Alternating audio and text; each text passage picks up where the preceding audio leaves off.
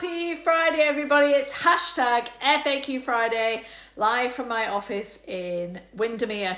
And this week's frequently asked question has come from a few comments that has been being made on my travels this week as I've been going to different organisations, different operations and businesses. And I recently attended an organisation to meet a colleague and was talking to the house manager whilst I was waiting, who was doing a phenomenal job. And they had basically told themselves a story. They were complaining they'd no staff. They'd told themselves a story about how they found it hard to get staff due to their remote location. And I was sat there thinking, wow, they're in an amazing location here. So I saw the opposite, that actually it was a dream role for an outdoor pursuits orientated person to work in our industry and yet enjoy the fruits of the area, the location, to have the location as a base to enjoy and explore. So it got me thinking, because all you have to do is market differently, market what your potential negatives are differently, and play to your strengths, not focus on your perspective or your thought process weaknesses. So I thought I'd bring some top tips and examples of turning negatives into positives in our hospitality businesses, and focus on your physical, mental and financial outcomes in a positive way. So first of all, let's hit it right now. Physical. Optimize your operations. You can streamline processes, look at inefficiencies in daily operations, and then look at how you can simplify check-ins, check-outs, housekeeping routines or dining services that can not only resolve issues but also improve customer experience. Listen to what your customers are saying to help and support you. If you get a negative, turn it into a positive. How can you make it a positive? Leverage your technology. Invest in tools. I talk about this a lot. We don't use it enough in our industry, and it's something I really work hard on in my business. But invest in tools like digital check-in systems, inventory management software, or smart thermostats to save time, reduce physical effort, and improve service efficiency. And create a positive environment. If things feel really chaotic, overwhelming, organise your workspace, organise each area of the business. I did a showcase Sunday on how to get the most out of your business, workplace, your space in your business, and it was on Feng Shui, so have a look at that. But create a clean, welcoming environment in back of house areas as well as guest facing spaces.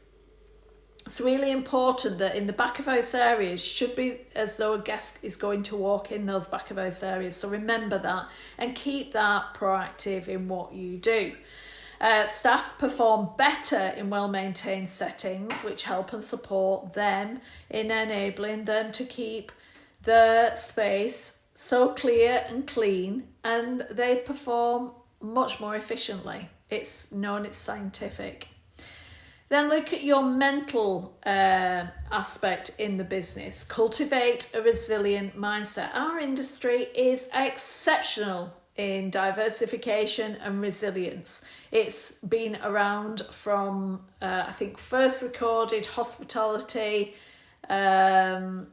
was 15,000 BC, the first recorded hospitality experience, and that was in a French cave. So we have been here a long time, despite what the media say, and we'll continue to be here from a long time onwards. So cultivate a resilient mindset.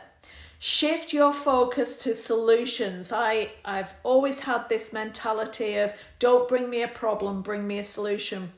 Solutions are answers. So we have a no problem policy. Solutions are our answers. So when faced with a challenge, train yourself and your team to look for the solutions and immediately, but think about what is the learning experience from this? What is the opportunity it's given me? So look for solutions immediately. If a guest is unhappy, use it as an opportunity to exceed their expectations.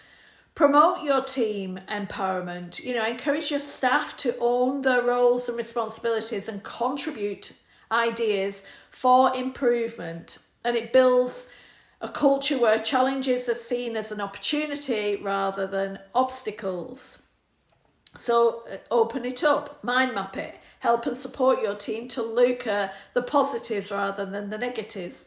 And don't forget to celebrate your small wins, because mentally shifting your focus from what's going wrong to acknowledging what's going right, even the small improvement boosts morale and reduces stress, creating a more resilient mindset, which is so important in any environment, let alone business. And let's look at financial, turning losses into learnings. What do you learn out of a loss? Track and review your finances regularly. Knowing your numbers is so important in business. But if you have faced a loss, thoroughly analyse it. Not in a bad way, not in a negative way, but in a positive way. Did labour cost exceed revenue? Were there unexpected maintenance issues that you'd not thought about or you'd not forecasted for? Because understanding the why behind the loss helps you make adjustments that will lead to future savings or higher revenue. And it's really key to ensuring that your team understand this as well, to help them learn and develop within their role. Increase efficiency to cut costs, like implementing energy saving initiatives or sustainability initiatives, or optimize staff scheduling during peak and slow times. Because these small adjustments can lead to substantial cost savings over time, and it would actually boost morale as well. Find new revenue streams. If a specific service or offering isn't working, pivot. Look at why it's not working. It's really important that businesses do this. So many people say, and I hear it a lot, I've tried everything, and they've not, because nobody can try everything. So, because I'll say, have you tried this? And they go, no. So you've not tried everything then.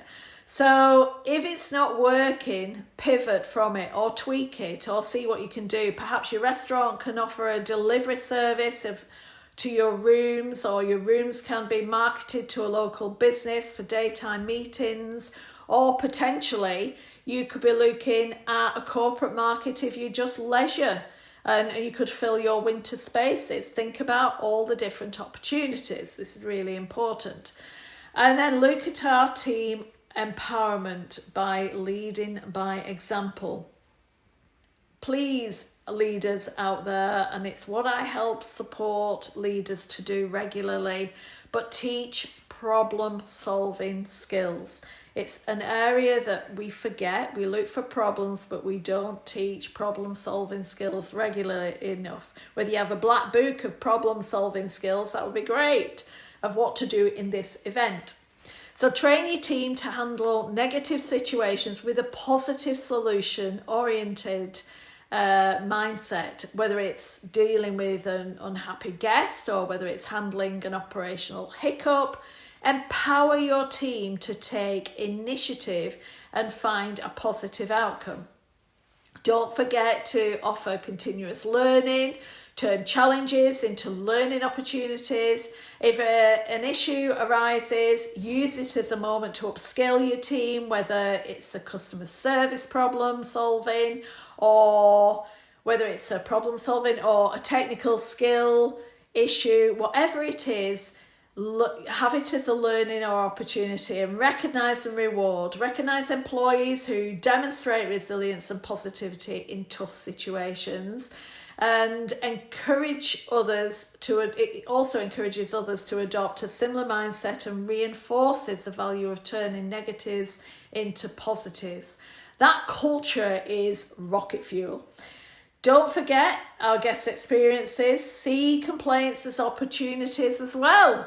Don't see them as the only thing to focus on in the day. You might have one complaint and 99 saying how amazing you are, but we tend to focus on the 1. And when you look at the percentage range of 1% and 99%, where should you focus? On the 99%. But use your guest experience, see complaints as an opportunity, using negative feedback as a tool for growth. Because every complaint is an opportunity to improve. Actively seeking feedback from guests, both positive and negative, and use it to refine, to fine-tune your service and facilities that help you grow and develop as a business, but as human beings as well. Deliver in response to problems. So when guests experience an issue, see it as an opportunity to win them over. Offer a small perk or service upgrade or in response to their complaint, but actually look at how you can over-deliver and make them feel better. Understand what they're looking for, not just throwing money at it and hoping it'll go away or ignoring it. Actually look at ways to boost them, make them feel better, and upgrade in what you're thinking about. Upgrade your negativity into a positive. Turning a negative experience into a positive one can earn long-term loyalty. They become your best ambassadors, because by focusing on all of these areas can turn your setbacks in your hospitality business into stepping stones for future success.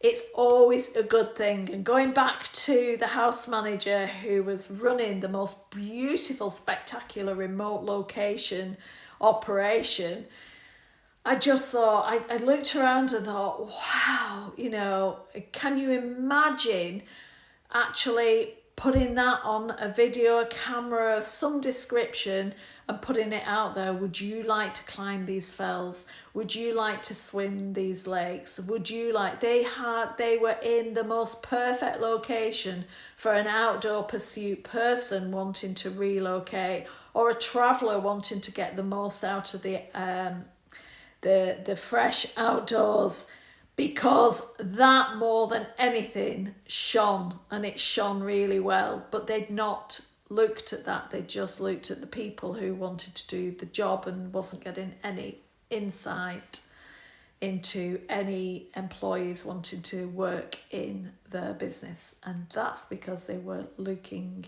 at the opportunities and they weren't looking at the positives. They were just looking at the negatives, or the perceived negatives in their business. So I thought I'd share that with you today because it's really important. Quite a lot have come over the last few days of issues that, they can't get staff or they can't get guests, and because of this, and they're making stories up that when you look for the evidence, they're not true. And I invite you all to do the same, to look for the evidence. Is it really true? And what would somebody else say? Would they agree that it was true? Have you got the evidence to prove it?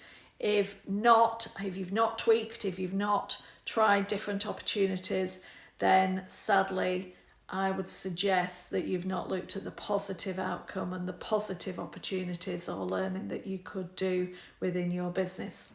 So that's here to help and support you. As always, please get in touch, alison@ajlakes.com, if you've got any questions whatsoever, so I can help and support you in your business. No obligation, 20-minute introductory call at all, just to give you some top tips and help and support. And if you like what you hear and you get some top tips from the FAQ Fridays, please subscribe to my YouTube channel or subscribe to any of my media channels to hear this every Friday, the hashtag FAQ Friday, to help and support you in your business. Please ask any questions if you want them to be highlighted and responded to for the FAQ Fridays, but please like and share. Sharing is caring, but it's helping so many others to get the most benefit of all this free content here for you today. So may I wish you a happy Friday, everybody, and a happy weekend. Take care. Thank you for joining me. Bye-bye.